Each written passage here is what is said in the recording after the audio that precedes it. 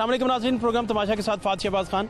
मैं इस वक्त म्यू हॉस्पिटल की इमरजेंसी के बाहर खड़ा हूँ और जो आम यूज़ की दवाइयाँ थीं, हार्ट और अभी हम कैंसर की अद्वियात और शुगर की अद्वियात की बात नहीं कर रहे, मैं सिर्फ आम यूजेज की बातें जो दवाइयाँ थी उनकी बात करने लगा हूँ, जिसमें एरिनेक फोर्ट महंगाई से पहले 560 रुपये की थी और ये 740 रुपये की हो गई है। ब्रूफन सिरप 67 रुपीज़ का था, 67 का 75 रुपये का ये हो गया है। एंटामेजोल जो है DS ये 94 रुपये अब 107 रुपये की है। इसी तरह एपीवाल 1028 रुपये की थी, अब 1075 रुपये की है। थियोग्रेट जो है 260 रुपये की थी, अब 360 की है। सिरिक 584 रुपये की थी, अब 747 रुपये की है। ग्लूकोफिज 105 की थी, 124 की हो गई है। हैपामर्स सिरप जो है 160 रुपये का पहले था, अब 210 रुपये का ये हो चुका है। कॉटन क्रीम जो है 30 रुपये की थी, अब 56 रुपीज़ की हो चुकी है। और फर्टियम 661 रुपीज़ की थी, 721 रुपये की ये हो चुकी है। और अगर सर्वे किया जाए कि कितने लोगों के पास अद्वियात लेने के पैसे ही नहीं हैं, तो अदादो शुमार जो हैं वो आपको परेशान कर देंगे। लोगों के पास रोटी खाने के पैसे बिल्कुल नहीं हैं, उनको साथ अद्वियात लेने के लिए भी पैसे नहीं हैं उनके पास। और कितनी अमवात इसी वजह से हो जाती हैं कि लोगों के पास अद्वियात ख़रीदने के लिए पैसे मौजूद नहीं हैं। बेशुमार ऐसे लोगों से बात हुई जो कैमरे के रिकॉर्ड पे आके इस बात का उन्होंने कन्फेस किया कि हमारे पास अद्वियात लेने के लिए पैसे नहीं हैं। क्या मज़ीद सूरत हाल है, वजूहात क्या हैं, ये सारी चीज़ें आपको बताते हैं, हमारे साथ रहिए। क्या हाल है आपके? अल्हम्दुलिल्लाह, खैरियत, शुक्र। मेडिसिन ख़रीदने का कोई तजर्बा हुआ? कुछ महंगी हुई हैं दवाइयाँ? जी जी, कोई फ़र्क महसूस हुआ आपको कि दवाइयाँ महंगी? फ़र्क तो है। मतलब है कि जो मेडिसिन हम पहले ले रहे थे, मतलब अपने वालिदैन के लिए 1400-1500 में, तो अभी ये लास्ट मतलब करंट मंथ जो मैंने ली हैं वो तकरीबन 2000 के करीब ली हैं। ब्लड प्रेशर की और शुगर की और क्या उसे कहते हैं, मतलब ये जो हार्ट वगैरह की, मल्टी विटामिन, दूसरा हार्ट वगैरह की नहीं, मल्टी विटामिन वगैरह की, उसमें भी तकरीबन 30 से 40% फ़र्क पड़ गया। मतलब ये महंगाई सिर्फ जो है वो टमाटर प्याज़ों तक महदूद नहीं रही, ना अदरक तक। अदरक तो वैसे ही 700 रुपये किलो चला गया, उसका तो एहतराम से अब नाम लेना पड़ता है। तो दवाइयों तक भी आ गई। हाँ जी बिल्कुल, है ना जी? जी बिल्कुल आ गई। कितने फ़ीसद इजाफा है जी? ये तकरीबन बाज़ दवाइयों में जो है 500% तक इजाफा हुआ है, बाज़ का 20% हुआ है और किसी में 15% हुआ है, किसी में 9% हुआ है।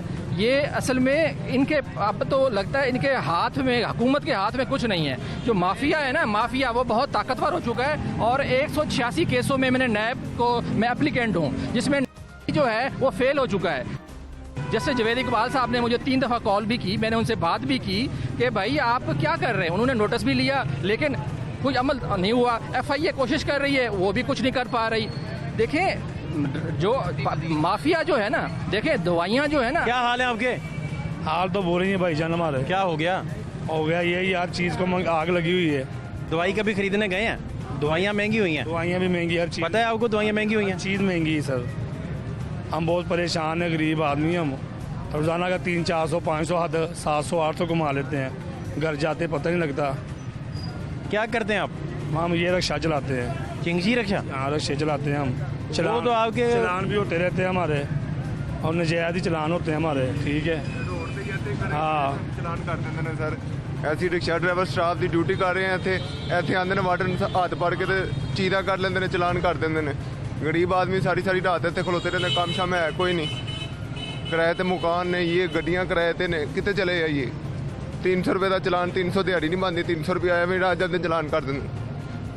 ਇੱਥੇ ਖੜੇ ਖੜੇ ਦੇ। कभी दवाई लेने गए हैं? कोई दवाइयाँ भी महंगी हुई हैं? हर चीज़ महंगी हुई, दवाइयाँ ਦੇ ਨਾਲ ਨਾਲ हर चीज़ महंगी। ਜਿਹੜੀ ਚੀਜ਼ ਦਵਾਈ ਉਹ 10 रुपये ਦੀ थी वो 30 रुपये ਤੇ चली गई है। दवाइयाँ महंगी नहीं करना, फ्लू की दवाइयाँ महंगा करना नहीं बनता था। ये जो कॉमन लेके आ रहे हैं, 6 रुपये की टैबलेट थी, 5 रुपये की टैबलेट हुई। ये क्या है? ये एलर्जी की टैबलेट है। कौन सी है डॉक्टर? खारिश की। ये फ्लू की और जो इस किस्म की दवाइयाँ ना, एंटी एलर्जी है। हाँ जी, फेक्सोफेनाडिन वगैरह बड़ी हैं। 25 रुपए की हुई है। गोली नहीं बेचनी चाहिए पास है जी, सिंगल गोली जो है ना बेचनी नहीं चाहिए।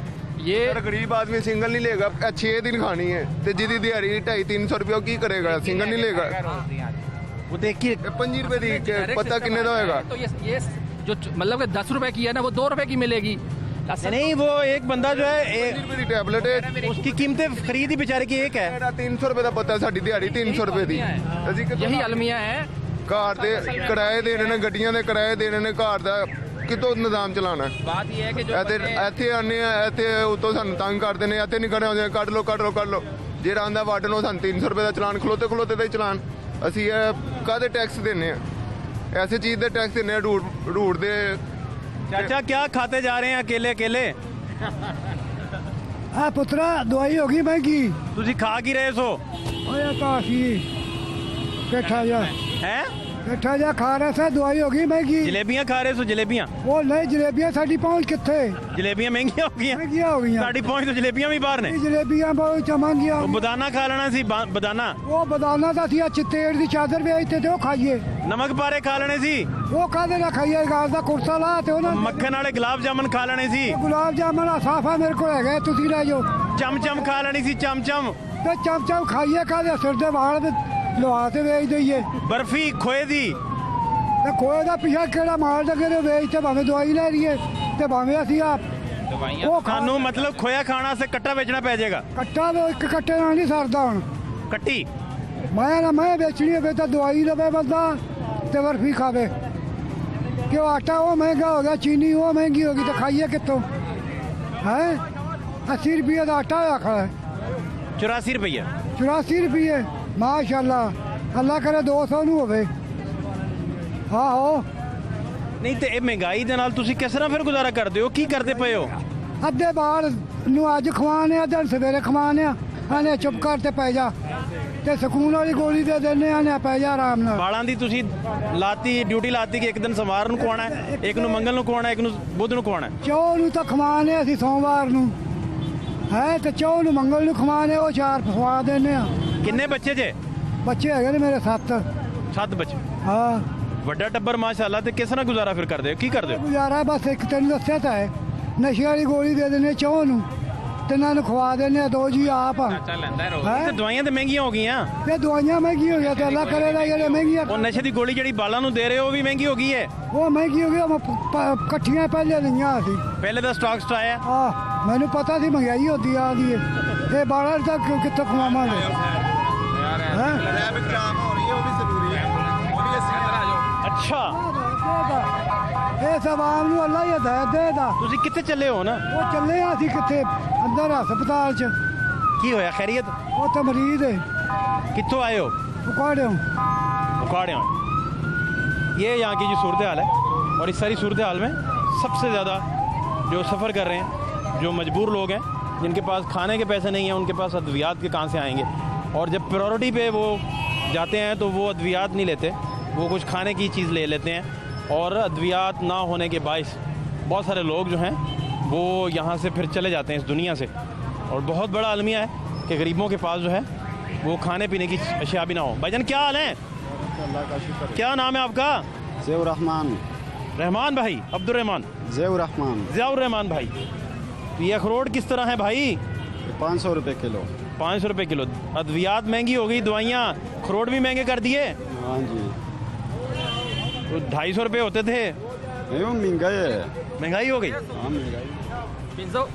बहरहाल महंगाई का इम्पैक्ट जो है ना वो बाकी चीज़ों में भी आया है, लेकिन दवाई मजबूरी होती है, ये ना भी लेंगे ना तो कोई बात नहीं। देखें, आटा और शुगर से भी इसका कंपैरिजन नहीं है। दवाइयों की करप्शन जो है 10 गुना ज़्यादा है। ये इतनी टेक्निकल है कि हमारे साहिबान को भी समझ नहीं आती कि दवाइयों के जो हेर फेर। शोभा टेक्निकल है। हाँ, टेक्निकल शोबा है। इसकी जो कैलकुलेशंस हैं इसको 2 साल लगा के समझना पड़ता है। इसको 2 साल लगा के क्या 5 साल लगा के समझना पड़ता है। 15 साल लगते हैं नूर मेहर बनते। चले कोशिश करते हैं हम। तो रिक्वेस्ट है नैब से कि इस मामले को टेकअप करें और इनके कुछ कंपनियों के मालकान गिरफ्तार कर लें। 1-2 के भी गिरफ्तार कर दिए, बाकी सारे सीधे हो जाएंगे। किसी एक को तो हाथ डालें, किसी एक को तो पकड़ें। एक बंदे को पकड़ेंगे ना, जैसे देखें अब ये सियासतदानों को पकड़ रहे हैं ना, कुछ को हलचल मची। आप होमवर्क करें, आप तो कंप्लेनेंट भी हैं। 4 साल पहले कई तो चीज़ों- बताएं, उन्हें सबूत दें, बताएं। असल प्रॉब्लम यही है, व्हाइट कॉलर क्राइम है, इसमें आप साबित कुछ नहीं कर सकते। ये जुर्म ऐसे हैं, ये ये साबित कर सकता हूँ। मेरे पास पिछले 40 साल की अद्वियात की कीमतों का रिकॉर्ड है और मैंने पूरा जो है वो ड्राइव को भी लिखा है, नैब को भी लिखा है। अकाउंटेंट जनरल पाकिस्तान मेरी दरख्वास्त पे जो है उस पर कर रहा है, तहकीकात भी कर रहा है। अकाउंटेंट जनरल पाकिस्तान नैब भी कर रहा है। नैब में मैं 12 दर्जनों दफ़ा पेश हो चुका हूँ। देखें, हमारा काम है अपना हिस्सा डालना, लेकिन जब हुकूमत ही बेरहम हो चुकी है, मैं समझता हूँ कि ख़ास तौर पे जो हेल्थ मिनिस्टर हैं अभी जो फैसल सुल्तान साहब बने हैं डॉक्टर, इनको पता ही नहीं है कि हेरा फेरियाँ करते कैसे हैं। जब इनको समझ आती है तो फिर ये कहते हैं वो ये हो गया। देखें, जिस मुल्क का दवाइयों के मामले में 72 घंटे का नोटिस कहा था इमरान खान ने, लेकिन नहीं ले सका। वो आमिर कियानी जो है इतना ताकतवर है, ड्रग माफिया इतनी ताकतवर है कि इमरान खान उसको बड़े सजा के उसको सेक्रेटरी बना देता है। देखें, बात ये है कि जब तक एहतसाब नहीं होगा, अद्वियात की कीमतों में 522 अरब की लीगल करप्शन हुई है, 522 अरब की।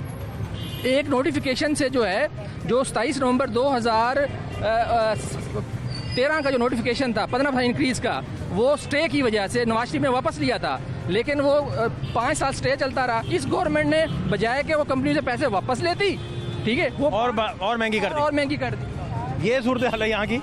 और इस सारे मामले में लोगों को जो है वो अगर रिलीफ दिलाना है तो इस पर बहुत सारे बड़े पैमाने पर ना सिर्फ नोटिस लिए जाने की ज़रूरत है, बल्कि इसकी तहकीकात होनी चाहिए। और बड़े पैमाने पर अगर ये तहकीकात होंगी तो मसला शायद हल तरफ कोई ऐसा उसका नतीजा निकल सके जिससे लोगों को रिलीफ मिल सके। अदरवाइज़ आम यूजेस की जो दवाइयाँ हैं उनकी कीमतों में अच्छा खासा जो है इजाफा हो चुका है, और वो इजाफा जो है लोगों की पहुंच से बाहर होता जा रहा है। सब ठीक ठाक है, घर में सब खैर है। क्या नाम है आपका? मेरा नाम इफ्तिखार। इफ्तिखार भाई, कितने घंटे ये रिक्शा चलाते हैं? 12 में निकल तो जा रहा हूँ घर। सुबह 12 बजे निकले थे और आप घर जा रहे हैं। आपने तो काफ़ी नोट छाप लिए होंगे आज। ये देखो हाथ काले हो गए। क्या हुआ? इंजन इसका ख़राब हो गया आज? क्या हुआ? चैन लग गया है।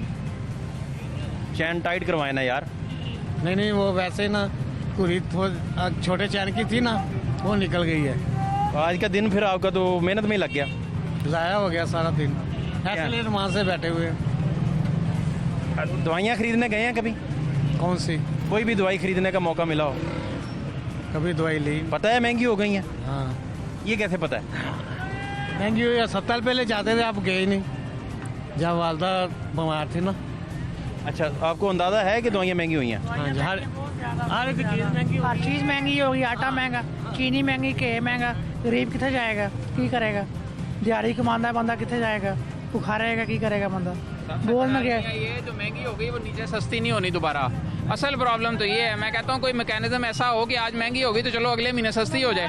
खाना तो भी वहाँ में से करता है सही सी ना, साढ़े तो कोई करता है सही सी ना। खाता था मगर लगाता तो था ना। ये तो खाता है, लगाता कुछ नहीं है, ये खुद ही खाता है।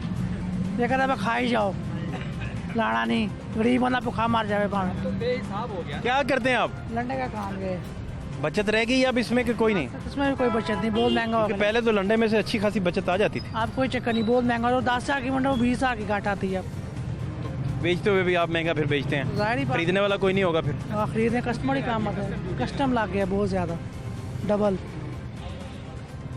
बाकी जो चीज़ें आप, अदरक खरीदा है कभी? वो तो सब कुछ खरीदें गाड़ी के लिए जाए, वो महंगी है। चीज़ कैसे खरीदें? 700 रुपये किलो है। 700 रुपये किलो। टमाटर 200 रुपये किलो। सब्जी महंगी, हर चीज़ महंगी। बंदा क्या करे, किधर जाए? प्याज 100 रुपये, 80-90 रुपये प्याज है। देखें, घी 210 रुपये में। 210 रुपये। क्या गरीब बंदा क्या करे? आटा मिलता है, चीनी नहीं मिलती, बंदा कितने जाएगा? रो रहे हर बंदा, गरीब बंदा रो रहा है। चीनी नहीं मिलती, बंदा पैसे लेके जाए, चीनी भी नहीं मिलती, बंदा की करे? कहने का है वो ये, अब कुछ भी नहीं आ रही। सबसे बड़ा चैलेंज जो है जी गवर्नमेंट का, सबसे बड़ा चैलेंज वो ये है कि वो महंगाई कैसे कंट्रोल करती है, और उसमें सबसे बढ़कर जो लाइफ सेविंग ड्रग्स हैं, अद्वियात हैं, उनकी कीमतों को कम करके। और ये क्लेम है जो मेरे पार्टिसिपेंट्स हैं आज उनका कि ये एक दफ़ा अद्वियात महंगी होगी तो ये वापस नहीं आएगी। क्या हाल है भाईजान? ठीक ठाक सर। किसके इंतज़ार में हैं? सवारी के इंतजार। मिल जाएगी, सुबह से सवारियाँ मिल ही रही हैं ना? ले गई। क्या नाम है आपका? अदनान। कितने घंटे आप रिक्शा चलाते रहते हैं? सुबह 7-8 बजे निकले, शाम में 7-8 बजे तक। महंगाई काफ़ी हो गई अब तो। महंगाई काफ़ी हो गई। क्या क्या महंगा हुआ है? आप ज़्यादा हो गया, महंगा हो गया। नीचे आया था फिर ऊपर हो गया, हर चीज़ महंगी हो गई। कभी दवाइयाँ खरीदने का इत्तेफाक हुआ है? हाँ जी, रोज़ खरीदता हूँ। 100-150 नज़र, जुकाम, खांसी हुई है, 2-4 दवाइयाँ महंगी हो गई हैं। वो फैक्साइड डी वगैरह भी महंगी हो गई हैं, एरनेक फोर्ट भी महंगी हो गई। जो नहीं होनी चाहिए वो तो बड़ी कॉमन दवाइयाँ हैं, ऐसी दवाइयाँ जो कि पहले ही बहुत। शरबत ले गए, वो भी महंगे, हर शय महंगी। 200 रुपया रोज लगाते हैं दवाई का शाम को। ऐसे का बाहर नजला जुकाम की बात। ना करें, क्योंकि देखिए सांस की बीमारियां कितनी देर से आनी है, सर्दियों में भी ये दवाई ज्यादा बिकनी है सबको। कितनी देर से नज़ला जुकाम है? आज हफ्ता हो गया, हफ्ता ही हो गया दवाई ले गए, फर्क पड़ा है? कोई फर्क नहीं, फिर शाम को वो आपके सीने पे ठंड पड़ती है रोज, तो वैसे भी आप रहते हैं इसमें आलूदगी में रहते हैं, असर तो होना चाहिए था दवाई का थोड़ा बहुत, असर ही नहीं हो रहा। असर ही नहीं हो रहा। ये देखें अब स्मॉग आना शुरू हो गया है, फिजा धुंधली हो रही है। लाना लगियां ने उत्थे फिर इन्ना टाइम नहीं ਹੁੰਦਾ ਸਾਡੇ ਕੋਲ, बाहर मेडिकल स्टोर आने के आके हमको दवाई ली दी है। पता है इस दवाई की बजाय ना मास्क लगाना शुरू कर दें आप, आपके आधे मसले हल हो जाएंगे। मास्क लगाने से आधा मसला हल हो जाएगा। ठीक है, ये लाने हैं, मास्क भी लगाने हैं। 10 रुपए तो मास्क लो, अद्धियां दवाइयां छुट जानियां ਤੁਹਾਡੀਆਂ। ठीक हो गया, हैं ठीक है। डॉक्टर साहब ਦੇ ਕਹਿੰਦੇ ਕਰਕੇ ਵੇਖੋ, ਗੱਡੀ ਤੇ ਜਾਣਾ ਤੇ ਲਾਣਾ ਹੈ ਚਲਾਉਂਦੇ ਹੋਏ, ਵੈਸੇ ਉਤਰੇ ਹੋਏ ਹੁਣ ठीक है ना, ਹੁਣ ठीक है, ਹੁਣ ना लगाओ, लेकिन चलांदे लगाओ। ठीक है जी, ठीक है, ठीक है, ये करके देखें यार दवाई दे पैसे। आप कुछ कहना चाह रहे हैं नूरमेहर साहब? देखें, हमें मसले के हल की तरफ आना चाहिए। हल क्या है? देखें, फौरी तौर पे ड्रग रोग अथॉरिटी का जो सीईओ है वो चेंज होना चाहिए और एक सीनियर ईमानदार पब्लिक सर्वेंट को लगाना चाहिए जो सीनियर हो और सही हो। एक बात, दूसरी बात यह है कि अद्वियात की जो है ना कीमतों का सारा जो सिस्टम है वो जेनेरिक सिस्टम में आना चाहिए, ब्रांड ख़त्म हो जाने चाहिए, क्योंकि ब्रांड जो है हम अफोर्ड नहीं कर सकते, उस पर कंपनियां जो हैं वो अपने मार्केटिंग एक्सपेंस लगाती हैं।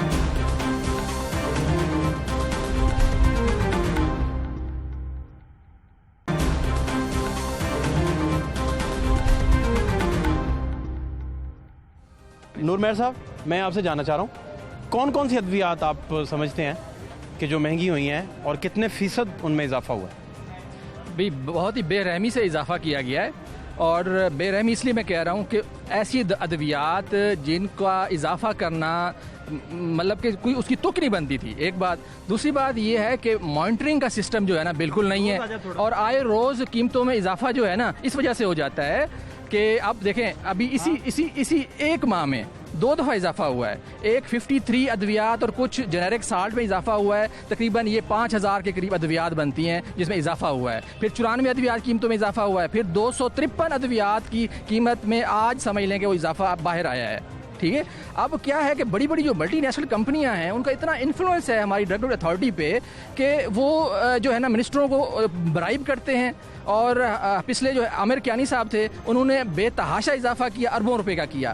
आप अंदाज़ा करेंगे 1.5 साल से ड्रग अथॉरिटी का सरबराह कोई नहीं बना रहे, लुक आफ्टर बेसिस पे आसिम रऊफ साहब काम कर रहे हैं। इससे पहले जो नैब के रिकॉर्ड में मुर्दा थे जिनकी PhD की डिग्री जाली थी, वो अभी तक जो है ना उनका कोई हिसाब किताब नहीं हुआ। वजह क्या है कि बड़ी बड़ी जो कंपनियां हैं इतनी इन्फ्लुएंस में हैं, इतनी ताकतवर हैं कि आम आदमी के लिए कोई काम नहीं हो रहा। अब क्या है कि अब जो अभी दवाइयाँ हुई हैं, ख़ास तौर पे जो कैंसर की दवाइयाँ पिछले 2 सालों में 6 दफ़ा उनमें इजाफा हुआ है। ख़ास और डोनाटेक्सेल, पैक्लीटेक्सेल के जो है बहुत इंपॉर्टेंट है, जो आम मरीज़ कैंसर के जो हैं वो होते हैं। असल में अगर जेनेरिक कर देते तो जो आप मतलब कि 20,000 की इंजेक्शन मिल रहा है वो 2,000 रुपये का मिलता, लेकिन यहाँ पे अपने कैंसर के मरीजों पे भी रहम खाने के लिए तैयार नहीं है। अब जबकि पिछली दफ़ा जो आमिर कियानी को हटाया गया वो अद्वियात की प्राइस की करप्शन पे हटाया गया था, लेकिन जब इमरान खान ने उनसे हिसाब किताब लेने की कोशिश की तो उन्होंने कहा जी मैं तो कल मतलब पैसे नहीं खाते। उन्होंने जो है ना हमारे एक गवर्नर्स का नाम लिया, सिंध के गवर्नर का नाम लिया, ठीक है, वो उनके रिश्तेदार हैं, फार्मास्यूटिकल एसोसिएशंस के, इवन के बड़े बड़े जो प्रेसिडेंशियल हाउस हैं वहाँ पे सिफारिशें की जाती हैं करप्ट माफिया के खिलाफ कि दवाइयों की कीमतें बढ़ाएं। जब इस मुल्क का ये अलमिया है तो मैं समझता हूँ कि आम आदमी की कोई आवाज़ नहीं है। मैं समझता हूँ रोज़ाना इस मुल्क में 125-130 लोग इस वजह से मर जाते हैं कि वो महंगी दवाएं नहीं खरीद सकते। हर गरीब आदमी, हर आदमी इलाज कराना चाहता है, क्या वो सिर्फ इस वजह से मर जाए कि जो वो दवाई खरीद नहीं सकता इसमें मर जाए? मतलब कैंसर का मर्ज मतलब है, लेकिन वो दवाई महंगी होने से इलाज नहीं करा सकते। क्या इनका हक जो है इस मुल्क पे कोई हक नहीं है? इनका मुकद्दर सिर्फ मर जाना है, बीमार होना है। तो अवाम देखें, ये जो है ना कंपनियां जो हैं इतनी ताकतवर हैं कि उन्होंने अपने CEO जो है लगवाते हैं, इतनी उनकी लॉबिंग होती है। 50-50 लाख रुपए लेके, क्या कह रहे हैं? 50-50 लाख रुपया कंपनियों के CEOs की तनख्वाह है। आप खुद सोच लें कि वो तनख्वाहें इन्हीं लोगों से निकल रही, मेरे से, आपसे, जो हम फैक्सेट डी खरीद लेते हैं या कोई और दवाई खरीद लेते हैं। फ्लू की दवाइयाँ ज़्यादा करने का तो बिल्कुल नहीं किसी भी तरह कोई जवाब बनता था। अभी तक मैं तो 2 दफ़ा नैब को दरखास्तें दे चुका हूँ और नैब ने 1 दफ़ा इस मामले को टेकअप भी किया है, कंपनियों वाले मामले को, मगर ये शायद बहुत बड़ा माफिया है, इनको काबू नहीं आया। इसलिए इनको ऊपर एक भरपूर क्रैकडाउन की, और इनके जो चीफ एग्जीक्यूटिव अफसरान हैं, जो कि कोई दुबई में मेन ऑफिस है, किसी मुल्क में मेन ऑफिस है, इनका या तो ये दवाइयाँ इंपोर्ट करना शुरू कर दें दूसरे मुल्कों से। जिस तरह इंडिया से दवाई नहीं आ सकती, अगर इंडिया से दवाइयाँ आने लग जाएं तो मेरा ख्याल है कि प्राइसेस एकदम गिर जाएंगी, लोकल इंडस्ट्री तबाह हो जाएगी। बहुत आ रही हैं, और इंडिया से तो शैम्पू और आम से जो साबुन है वो भी इंडिया से आ है, वो भी इंडिया से। वो उस पर मैंने 19 इंडिया की जो कंपनियां थी उस पर मैंने पाबंदी लगवाई है। ठीक है, देखें बात ये है वहाँ पे सस्ती के अलावा क्या है कि ये जो माफिया बैठी हुई है ना ड्रग अथॉरिटी में, जो इंस्पेक्टर के पास तो कोई रिकॉर्ड ही नहीं है, ये इंस्पेक्टर तो वेले खाम खा तनख्वाह देती है। ड्रग कंट्रोल इंस्पेक्टर जो है जी, वो अगर चाहे तो बेहतर हो सकता है हालात। वो क्या चाहेगा जब उसके पास अद्वियात की कीमतों का रिकॉर्ड ही नहीं होगा, ठीक है, उसके रजिस्ट्रेशन का रिकॉर्ड ही नहीं होगा, कौन सी जाली है कौन सी असली है। ये तो पूरा जो फार्मास्यूटिकल कंपनी माफिया है वो तो सारी उठाई हुई है ड्रग अथॉरिटी में, इंस्पेक्टर वही तो भर्ती करती है। जब ये तनख्वाह क्या है, ये तो मंथली लेते हैं। सिर्फ जो ड्रग इंस्पेक्टर है ना, ये हर मेडिकल स्टोर पे जाके के भी मंथली 5,000 10,000 उनकी फीस है। कोई बैठे अन्ना हो, कुछ भी हो, जितना महंगी बेचे, कुछ करे। ये देखें, हमारे लिए हुक्मरान हमारे लिए तो नहीं है। देखें अब क्या है, पिछली जो गवर्नमेंट थी उन्होंने 15% 27 नवंबर 2013 का इंक्रीज था वो 5 साल रोके रखा। इस मौजूदा हुकूमत ने जो है वो कर दिया। अस्सलाम वालेकुम, क्या हाल है आपके? हाल भी नहीं पे जेडे साडे हाल ने जी की होया, सेहत कैसी? महंगाई ने सानू मारिया होया सी यार, शहर नु दवाइयां महंगियां, हर शय महंगी जी। ਤੇ ਹਸਪੀਟਲ ਖੈਰੀਅਤ ਨਾਲ ਕੀ ਗੱਲ ਹੋਈ? ਸਿਹਤ ਖਰਾਬ ਹੈ? ਸਿਹਤ ਜੀ ਮੇਰੇ ਬੱਚੇ ਦੀ ਖਰਾਬ ਹੈ ਜੀ, ਹੁਣ ਉਹ ਤਾਂ ਜਿੰਨੇ ਜੋਗੇ ਹੈਗੇ ਨੇ ਜੀ ਕਰਦੇ ਪਏ ਨੇ, ਜਿਹੜਾ ਕੁਛ ਉਹਨਾਂ ਕੋਲ ਹੈ ਜੀ ਉਹ ਕੀਤੀ ਜਾਂਦੇ ਨੇ ਜੀ। ਤੇ ਦਵਾਈਆਂ ਵੀ ਮਹਿੰਗੀਆਂ ਹੋ ਗਈਆਂ ਬਹੁਤ ਜ਼ਿਆਦਾ। ਬਾਹਰੋਂ ਤਾਂ ਦਵਾਈ ਲਈ ਨਹੀਂ ਜਾਂਦੀ ਜੀ, ਵਿੱਚੋਂ ਹੀ ਹੈ ਜਿਹੜੀ ਕੁਛ ਹੈ ਲੈਣੀ, ਬਾਹਰ ਤੋਂ ਕੁਛ ਲਈ ਨਹੀਂ ਜਾਂਦੀ। ਹਸਪੀਟਲ ਦਵਾਈਆਂ ਦੇ ਰਿਹਾ? ਹਾਂਜੀ ਬਿਲਕੁਲ ਦੇ ਰਿਹਾ ਜੀ, ਜਿਹੜੀਆਂ ਉਹਦੇ ਕੋਲ ਨੇ, ਜਿਹੜੀਆਂ ਉਹਦੇ ਕੋਲ ਨੇ ਦੇ ਰਿਹਾ जी। अंकल मगर बात यह है कि एक पोर्शन है जो अस्पताल में इलाज का है, दूसरा पोर्शन तो आपका घर में है। सारी जिंदगी तो आपने अस्पताल में नहीं रहना, ऑब्वियसली घर जाके भी दवाइयाँ लेनी तो पड़ेंगी। वो तो महंगी ऐसी चीज़ है जैसे आटा आपने खाना है तो दवाई भी आपने खानी है। ये चीज़ें कम होनी चाहिए, इस माफिया की कमर तोड़नी पड़ेगी। आप सर जी, मेरा कैंसर का पेशेंट है, पिंडी भटिया से आया हूँ। उसको 1 हफ्ता पहले मैं शौकत खान में ले गया था। वहाँ पे वॉक इन क्लिनिक का जो प्रोसेस है वो मुकम्मल किया। मुकम्मल करने के बाद उन्होंने मेरे मरीज़ की कोई रिपोर्ट नहीं देखी। उन्होंने कहा है कि जो मरीज़ आपका स्ट्रेचर पे और व्हील चेयर पे है, हम उसको एडमिट या देखते नहीं हैं। ये मुझे ये बताएं, ये हॉस्पिटल बनाया है कैंसर का, पूरे पाकिस्तान में 2 हॉस्पिटल बने हुए हैं। पूरी बात करने देना उन्हें। जी जनाब, जनाब सर इजाज़त है? जनाब जनाब पूरी बात करें। अच्छा, मेरे आपको बात करने के लिए किसी की इजाज़त लेने की ज़रूरत नहीं है, आपकी आवाज़ है। Thank you sir.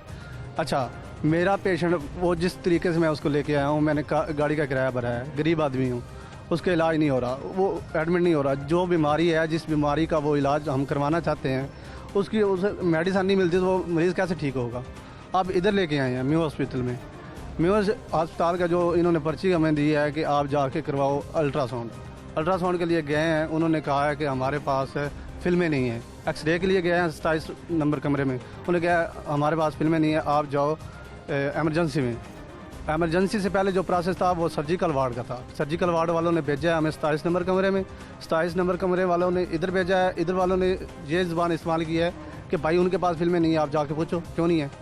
देखिए, हम आम शहरी हैं, हम आम पाकिस्तानी सिविलियन हैं, हम कैसे जाके पूछें उनसे कि भाई आपके पास फिल्में क्यों नहीं है, क्यों नहीं है, ये तो आप पूछ नहीं सकते। ये तो मैनेजमेंट ठीक, क्या हुकूमत पूछे उनसे? ये हुकूमत का काम है। एमएस साहब पूछे, एमएस साहब पूछे, मुतलका जो मैनेजमेंट कमेटी है हॉस्पिटल की वो पूछे। हमारा काम तो नहीं है। हमें तो जो मरीज़ आया है, उसने जो बीमारी है, जो करवाना है, उसे तो वो काम चाहिए। ये गवर्नमेंट का अस्पताल है, इसलिए बना है। लिहाजा हम वो मेरा मरीज़ स्ट्रेचर पे पड़ा है, ना उसकी सीटी स्कैन हुई है, ना उसका कोई वो अल्ट्रासाउंड हुआ है, एक एक्सरे वो भी बड़ी मिन्नतें तरले करके वो करवाया मैंने। वो मेरा मरीज़ इधर पड़ा है। गाड़ी वाला हमें छोड़ के किराया लेके वो चला गया। मैं पिंडी भटिया से आया हूँ, जलील हो रहा हूँ। अब मुझे बताओ मैं क्या करूँ? कितने दिन से? ये आज ही आया हूँ। ये जो बात कर रहे हैं ये एक्चुअली कैंसर के मरीज़ हैं, ये एक दिन की बीमारी नहीं है, फैला हुआ कैंसर होना है। मोस्ट लाइकली इनकी रिपोर्टें मैंने तो नहीं देखी अभी, मैं तो डॉक्टर हूँ, तो मैं वैसे आपको बता रहा हूँ कि यहाँ पे अगर आपका सीटी स्कैन होगा तो वो भी फ्री हो जाएगा। ये फिर भी सरकारी अस्पताल एक बहुत बड़ी नेमत है आपके लिए कि यहाँ आपका इलाज मुआवजा, आपको बेड मिल जाएगा। ये बहुत बड़ी ब्लेसिंग है। जिस दिन यहाँ के बोर्ड बन गए और यहाँ आपका 50 रुपये या 200 रुपये की पर्ची हो गई, फिर देखिएगा कि यहाँ कौन इलाज करा सकता है। ये भी होने वाला है बहुत जल्द, क्योंकि गवर्नमेंट ने फैसला किया कि अस्पताल बोझ बन गए हमारे पे, इनको फ़र्क किया जाए। मतलब ये है कि इनके बोर्ड बना बना के तो इनको प्राइवेटाइज यानी कि इनका पहले फाइनेंशियल इंटरव्यू होगा कि क्या नौकरी करते हैं, किस कैडर में है, अपना बैतुल माल का सर्टिफिकेट लाएं, ये वो। हाँ जी, वो कफील है या कोई बड़ा लंबा चौड़ा वो प्रोसेस होता है, वो इंटरव्यू होता है। डेफिनेटली नहीं, अभी नहीं है इस वक्त किसी अस्पताल में भी, यहाँ कोई इंटरव्यू नहीं हो रहा। जो बंदा आता है इमरजेंसी में लेट जाता है, उसको कोई ड्रिप लग जाती, टीका जो भी उसका इलाज मुआवजा ECG हो जाती है, कुछ ना कुछ हो जाता है। ऑल्दो रश बहुत ज़्यादा है, ठीक है, जहाँ 200 मरीजों की जगह वहाँ 2000 मरीज आ रहे हैं तो रश है, प्रॉब्लम्स हैं।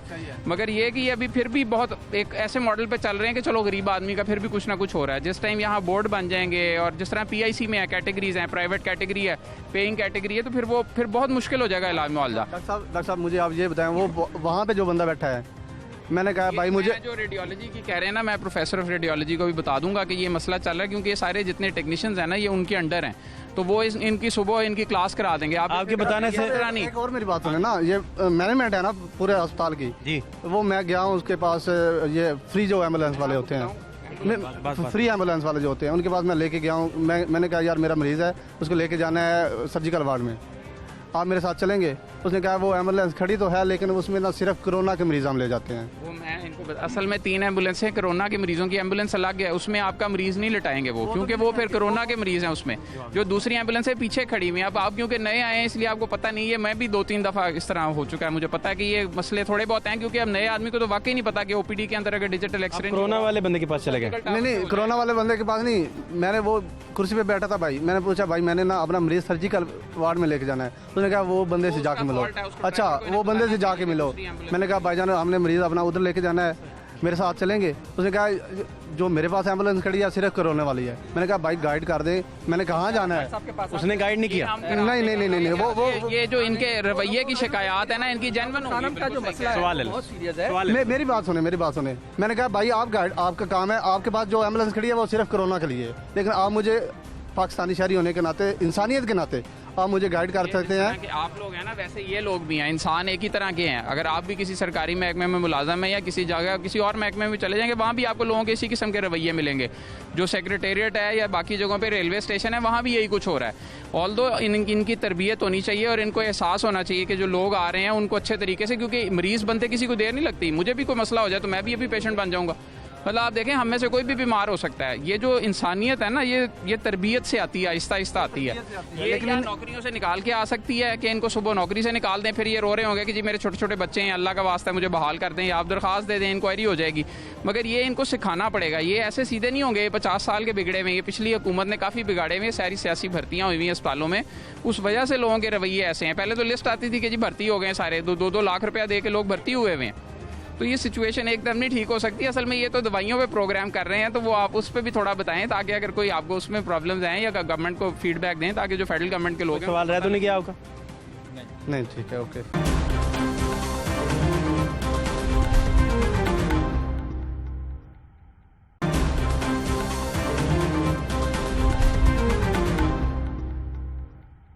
वज़ीर सेहत पंजाब डॉक्टर यास्मीन राशिद साहिबा इस वक्त मेरे साथ मौजूद है। डॉक्टर साहिबा बहुत शुक्रिया आपके कीमती वक्त के लिए। डॉक्टर साहिबा क्या सूरत हाल है? अभी कंट्रोल में है सारी चीज़ें? दिसंबर जनवरी तक बहुत सारे लोग प्रेडिक्ट कर रहे हैं कि कोई सेकंड वेव पेंडेमिक के हवाले से आ सकती है। जहाँ तक पेंडेमिक का ताल्लुक है, वो तो आपको पता है, जब भी आपकी और मेरी मुलाकात होती है मैं आपको एक ही बात बताती हूँ कि कोविड कहीं चला तो नहीं गया। कोविड तो यहाँ मौजूद है। हम जितनी हिफाजती तदाबीरें अख्तियार करेंगे उतना हम इसकी स्प्रेड को रोक सकते हैं, फैलाव को रोक सकते हैं। अब लोग समझते नहीं, इस बात को समझना बहुत ज़रूरी है कि किसी को भी लग सकता है और किसी वक्त भी लग सकता है। आपके सामने देखें, अभी हमारे 3 मिनिस्टर्स जो हैं they have been infected by corona, और उसके बाद 3 सेक्रेटरीज। तो ये कुछ स्पेयर तो नहीं किसी को करता ना। तो इस वजह से ये ख़ास तौर पे जब हम पब्लिक प्लेसेस पे जाते हैं एहतियात ना करें तो ये सिचुएशन ख़राब हो सकती है। आज के दिन में अगर मैं कहूँ तो पंजाब के अंदर 93 केसेस सामने आए हैं, नए केसेस। तो कोई ऐसा दिन नहीं गुजरा जब नए केसेस नहीं आते सामने, और जो रोज़ाना की फौतगी हैं उनकी भी तादाद बढ़ गई है। तो है तो परेशानी वाली बात, और अगर लोग थोड़ी सी एहतियात रखें और हिफाजती तदाबीरें अख्तियार करें तो फिर हम किसी एक्सट्रीम मेजर हमें लेने की ज़रूरत नहीं पड़ेगी। डॉक्टर साहब, गवर्नमेंट को सबसे बड़ा चैलेंज इस वक्त महंगाई है, और आप ये देखें कि अद्वियात का महंगा होना जो है ये भी एक बहुत बड़ा अलमिया है। हम लोगों के इंटरव्यूज़ करते हैं सड़कों पे, बाज़ारों में, तो वहाँ बहुत सारे लोग हमें मिले जिनके पास घर के खाने के तो पैसे हैं ही नहीं, अद्वियात भी महंगी हैं बड़ी, इसका क्या गवर्नमेंट कब तक इसे जब भी आपको कोई ऐसी बंदा मिले तो आप ये ज़रूर कहिएगा कि खुदा न खास्ता, लेकिन सबसे बड़ी बात है हर अस्पताल के अंदर इमरजेंसी की दवाई, इंडोर में जितने मरीज़ दाखिल हैं उनकी दवाई, आउटडोर में जो मरीज़ गरीब हैं उन सबको दवाई मिलती है। 32 अरब का हमारा इस वक्त बजट है पंजाब का, 32 अरब रुपए का सिर्फ दवाई। छोटी सी चीज़ और भी, अच्छा मैं एक छोटी बात सुन लीजिए,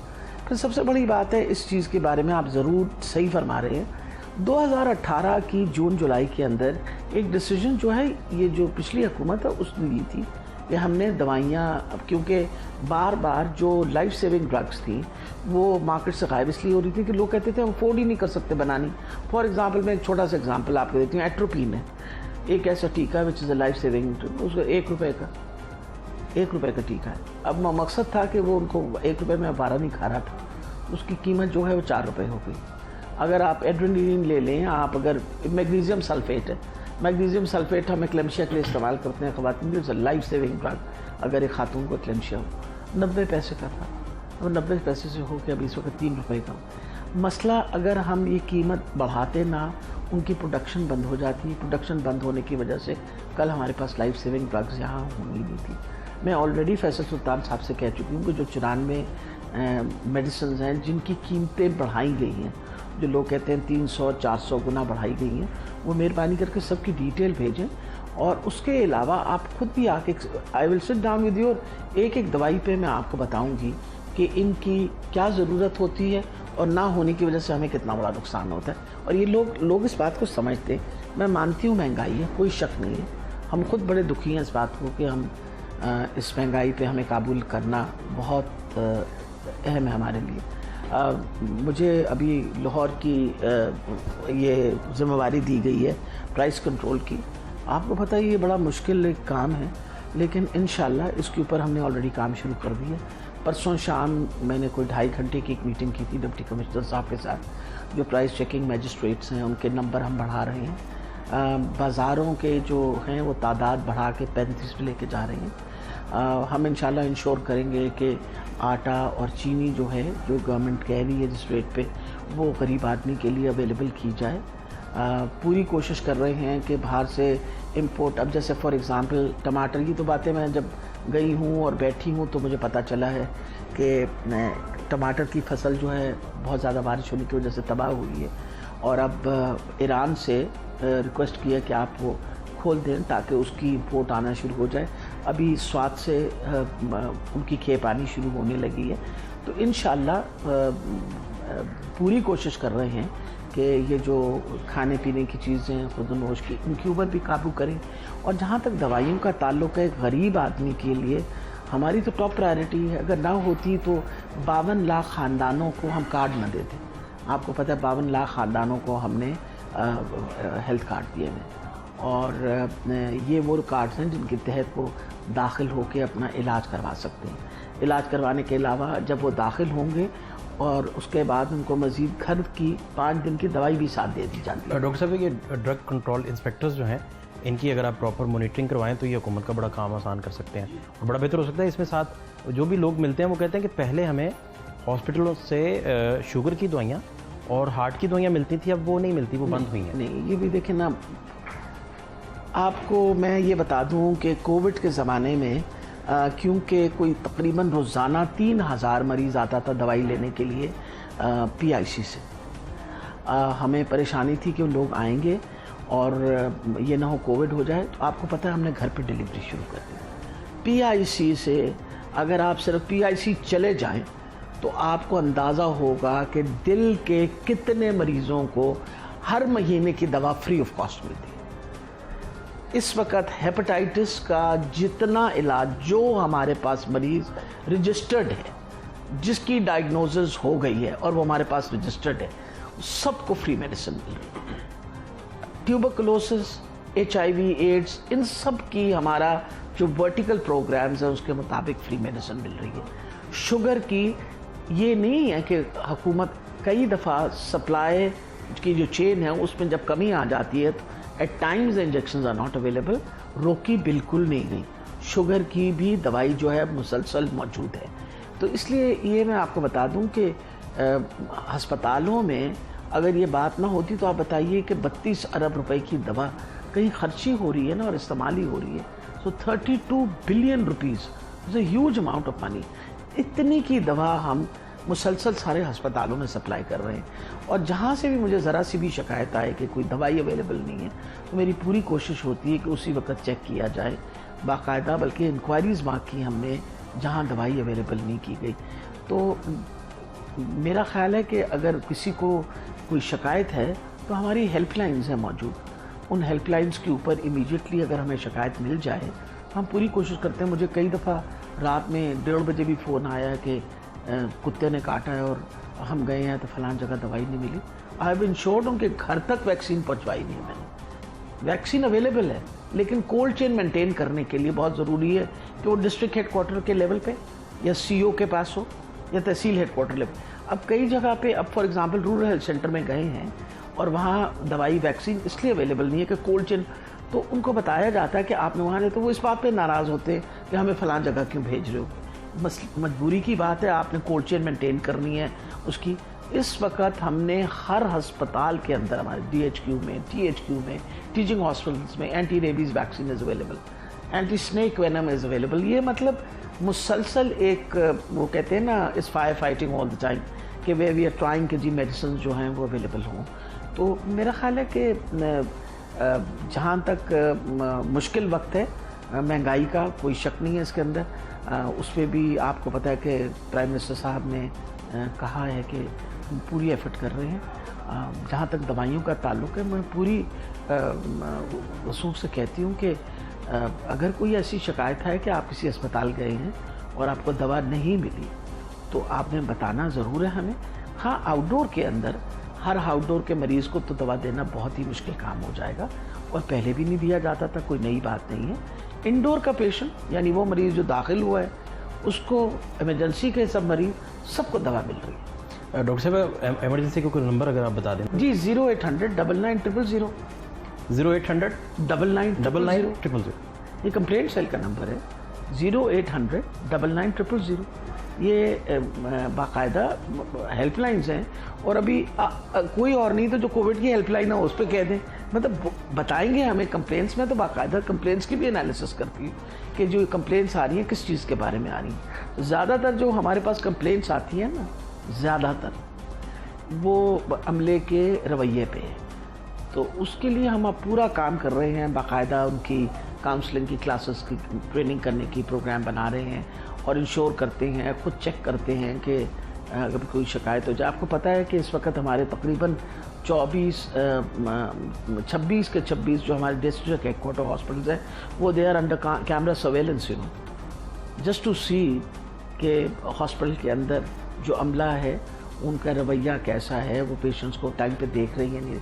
ये मॉनिटरिंग का काम तो पूरी कोशिश कर रहे हैं हम, लेकिन ये है कि मैं आपको ये बता दूं कि कोई शिकायत लिख के भेजें तो उसकी शिकायत का अजाला भी करते हैं। मैं तो खुद पर्सनली मरीज़ों को खुद फ़ोन करके फिर पूछती हुई पता भी करती हूँ कि आपको फिर दवा मिल गई है या नहीं मिल गई, तो वो बता देते हैं।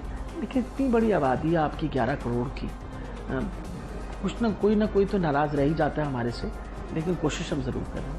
अच्छा, दूसरा डॉक्टर साहब, गुजरांवाला में PDM का जलसा हुआ, आज कल कराची में था, फिर कैप्टन सफदर साहब की गिरफ्तारी आज हो गई, और उसके बाद वो प्रेस कॉन्फ्रेंस भी दोपहर में चल रही थी मौलाना फजलुर रहमान साहब की और मरियम बीबी की और दीगर जो मेंगल साहब और बाकी सारे PDM।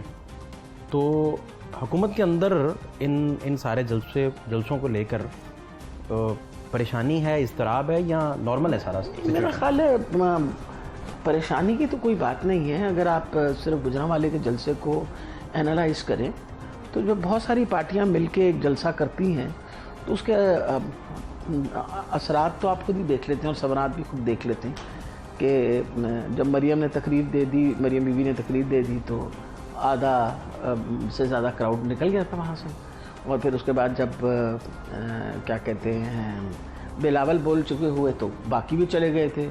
मौलाना फजलुर रहमान के बात करने तक, जो कि हेड हैं PDM के, यानी अगर लोग वाकई PDM को बहुत अहमियत देते तो जो हेड है PDM की उसकी तकरीर का तो इंतज़ार करते हैं। तो आपके सामने उस मेरा ख्याल है 1000-1500 बंदा रह गया था पंडाल के अंदर। तो आप खुद अंदाज़ा लगा सकते हैं कि जब ऐसी सिचुएशन हो तो लोग अपने लीडरों की खातिर तो आएंगे, लेकिन अपने लीडरों की तकरीर सुन के चले जाएंगे। बल्कि मेरा ख्याल है वहाँ पीपल पार्टी ज़्यादा ऑर्गेनाइज थी सिंध में, अगर हम मुकाबला करें जो यहाँ हालात थे। बाकी जहाँ तक सफदर साहब का रवैया था, वो तो बड़ा अफसोस होता है, बड़ी शर्मनाक बात है कि बाबा कौम यानी कायद आज़म के मज़ार पे जब हम जाते हैं तो एक अक़ीदत के साथ जाते हैं, और अक़ीदत हमारी ये है कि उस इंसान ने हमें एक मुल्क दिया जिस मुल्क के हम बाशिंदे हैं। आज शायद हमारे हालात ऐसे ना होते, अगर हम अभी भी जॉइंट इंडिया होता, तो मेरा ख़्याल है उनके लिए जो हमारी अक़ीदत है उसका तो मेयार ही बहुत ऊंचा है। वहाँ जाके इस तरह नाराबाजी करना मेरा ख्याल है बहुत हुर्मती की बात है। मैं तो बड़ी शर्मिंदा थी इस बात पे कि इस तरह क्यों हम करते हैं, हमें इस तरह की बातें नहीं करनी चाहिए, ज़ेब नहीं देता। सियासतदान जो हैं वो एक रोल मॉडल्स होते हैं, उनका अपना रवैया जो बहुत इम्पॉर्टेंट है। और जहाँ तक कायद आज़म का ताल्लुक़ है, हमारी तो जब से होश हमें आई है तो हमने ये नाम सुना। मैं तो बहुत छोटी थी जब पाकिस्तान बना है, तो उसके बनने के 3 साल बाद मैं पैदा हुई। तो जब होश संभाला तो कायद आज़म का नाम सुना, और कायद आज़म का नाम जो है वो बहुत ऊंचा है, इतना ऊंचा है जितना आप समझ सकते हैं। मतलब हम में से अगर जो भी सियासत में गए, हमारी तो वो है कि ही इज़ द पिनकल। उनकी वहाँ जाके इस तरह की हरकत करना जो है वो ज़ेब नहीं देती। फातिहा पढ़ने जाएं, ज़रूर पढ़ें जाके। फातिहा पढ़ने के बाद इस तरह की हुलिगनिज़्म तो बहुत। डॉक्टर साहब, जब आप लोग पीटीआई अपोजिशन में थी तो खुर्शीद शाह साहब कायदे हिज़्ब इख्तलाफ थे, लेकिन अपोजिशन का किरदार सारा इमरान खान साहब के हिस्से आया और उन्होंने बड़ी टिका के अपोजिशन की थी। और अब सारी पार्टियां अपोजिशन में हैं, तो अपोजिशन में आपकी बातें सारी ठीक हैं, वो सेंसिटी और उसकी हुर्मत सारी, लेकिन इस स्टेज पे गिरफ्तारी जो है ये तो अपोजिशन को बड़ा फ़ायदा देगी और इस तरह पैनिक क्रिएट हो जाएगा। ये ठीक फैसला आप समझते हैं? मेरा ख्याल है कि जो भी हुआ वो अच्छा नहीं हुआ, और इस तरह की बात के ऊपर ज़रूर एक्शन लेना चाहिए था। मेरा ख्याल है अगर आप दो बड़ी अहम बातें, आपने तो एक ही बात का नाम लिया, जिस तरह नवाज़ शरीफ साहब ने अपना आर्मी की बेइज्जती की है, जिस तरह आर्मी के ख़िलाफ़ खड़े होकर बोला है, मैं तो बहुत ही इस बात से मुझे दुख इसलिए पहुंचा कि ये वो फ़ौज है जो आपकी सरहदों पे खड़ी हुई। एक नहीं, इसने 2 जंगें लड़ी हैं, एक मुसलसल टेररिज्म के ख़िलाफ़ वॉर चल रही है उनकी। आपको पता है कि हमारे राइट बॉर्डर पे इंडिया जो है उससे हमें कोई मोहब्बत नहीं है, और एक मुसलसल इश्तियाल अंगेज़ी का काम कर रही है। कुलभूषण जब पकड़ा गया था तो उसने यही बात कही थी ना कि I am here to create disturbances, और आप इस तरह की बात अपनी उस फौज के बारे में बात करें जिसने हर मौके के ऊपर आपको काम करके दिखाया, चाहे वो मैं 2005 का अर्थक्वेक हो, या ये लोगों को, बहुत सारे लोगों को शायद इस बात का नहीं पता, 2002 में भी एक ज़लज़ला आया था, और ये 2002 में जो ज़लज़ला आया था ये नॉर्दर्न एरिया में आया था, और ये नागा पर्वत उसके पास, नागा पर्वत के पास था। वहाँ कोई और नहीं था सवाए फ़ौज के, और जिस तरीके से उन्होंने रेस्क्यू एफर्ट किया, क्योंकि मैं उस ज़माने में उनके साथ, मेरा क्योंकि डिज़ास्टर मैनेजमेंट में काम था, तो जिस तरीके से वो अपनी जान पे बाजी करके और लोगों को रेस्क्यू कर रहे थे, तो वो मेरा ख्याल है ऐसी बेमिसाल बहुत सारे हमारे पास मिसाल है, चाहे फ्लड हो। और एक दफ़ा मुझे मौका मिला कि मैं क्रॉस ओवर कर रही थी यहाँ से शंदूर से चित्राल की तरफ, तो आगे मेरे एक फ़ौजी गाड़ी थी, तो उससे आगे वो एक बड़ा सा नाला था, उस नाले के अंदर, और वो एक गाड़ी फंस गई जिसमें बच्चे थे छोटे छोटे।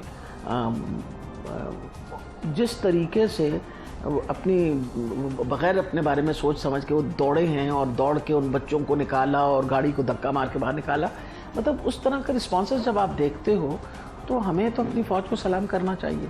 खड़े होके हम वहाँ एक उस पर अपने जोश और खरोश में आके आप इस तरह की बात करते हुए बहुत ही गलत बात है।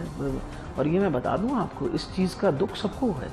ये बात मैं बता दूं, जो उन्होंने किया है कायद-ए-आज़म के मसार पे, और जो नवाज शरीफ ने ज़ुबान इस्तेमाल की है फ़ौज के बारे में, मेजॉरिटी लोग, बहुत ही कम ऐसे लोग होंगे जो ये बात जो है उसको एक्नॉलेज करेंगे कि इसने सही कहा है। वजह ये है कि ये आपके अपने अदारे, ये अपने अदारे, अगर हम अपने अदारों की इज़्ज़त नहीं करेंगे तो क्यों कोई और बाहर वाला इज़्ज़त करेगा हमारी। और आप हमेशा अपने इदारों के ख़िलाफ़ बात करते हैं।